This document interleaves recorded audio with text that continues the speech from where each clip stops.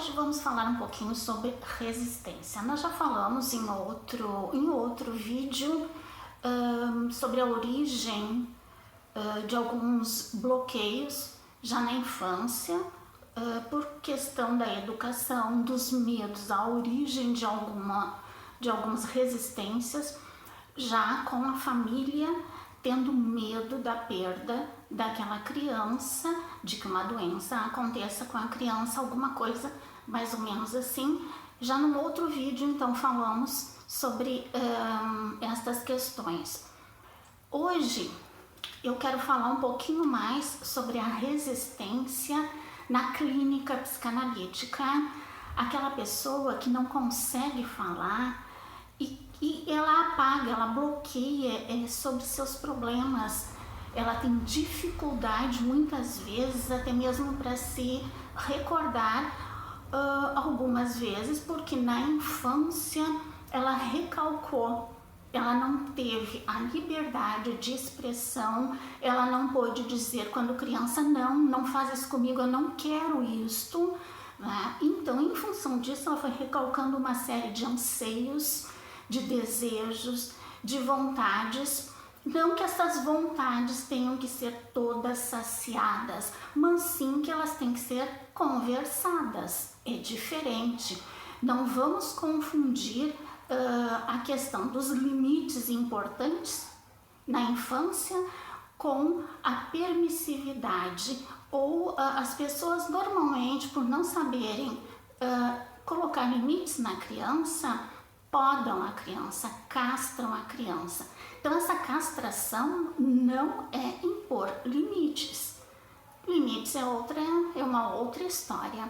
Em função de tudo isso, desta criança ser castrada na infância, como forma de educação, ela forma bloqueios que na fase adulta vêm a se manifestar em forma de ansiedade, de depressão, mais ou menos coisas desse tipo, certo?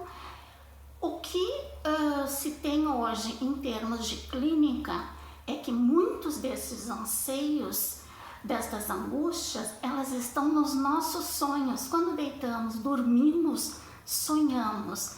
E lá então acessamos o inconsciente, acessamos causas de nossas neuroses, de angústias, de anseios, que é preciso saber interpretar, saber o que isto significa.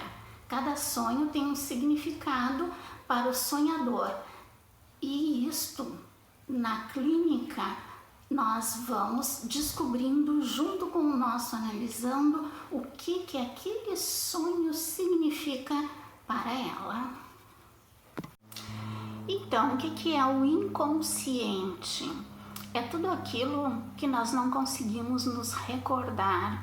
Nós temos sensações, angústias, mas por que mesmo? Qual é a causa?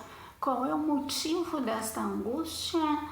Nós não nos recordamos, nós não sabemos. Então, o inconsciente é tudo aquilo que nós não sabemos a origem, a causa. Nós não sabemos por que é assim. A isso Freud chamou de id. O inconsciente é o lugar onde toda a nossa não recordação, não saber, a causa dos nossos males, daqueles que nós não nos recordamos, estão lá, eles são inconscientes. E muito Freud nos fala que somos movidos pelo inconsciente e não pela consciência. Muitas pessoas dizem assim, fiz tal coisa conscientemente, eu sou uma pessoa consciente. A pergunta, será mesmo que é uma pessoa consciente ou age por motivos que ela nem mesmo conhece, nem mesmo sabe por que ela fez tal ação, por que ela agiu de tal forma, por que dos nossos impulsos, por que ela teve um impulso de fazer alguma coisa. Isto é inconsciente. Nós acessamos o inconsciente de várias formas. A mais conhecida é quando dormimos e sonhamos, acessamos O inconsciente, outra forma de acessão inconsciente, quando temos aquilo que a gente chama de insight, um dar-se de conta de alguma coisa, isto vem do nosso inconsciente.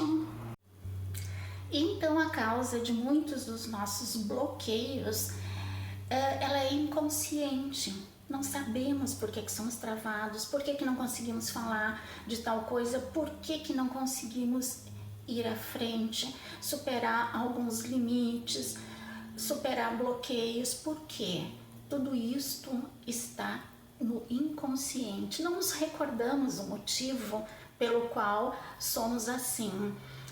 Por isso, a importância do trabalho do psicanalista nestas questões de ajudar o nosso analisando a entender, a se conhecer, a saber por que ele faz desta forma e não de outra forma, por que ele é assim, qual a origem, qual a causa de suas neuroses, de seus bloqueios, de seus limites.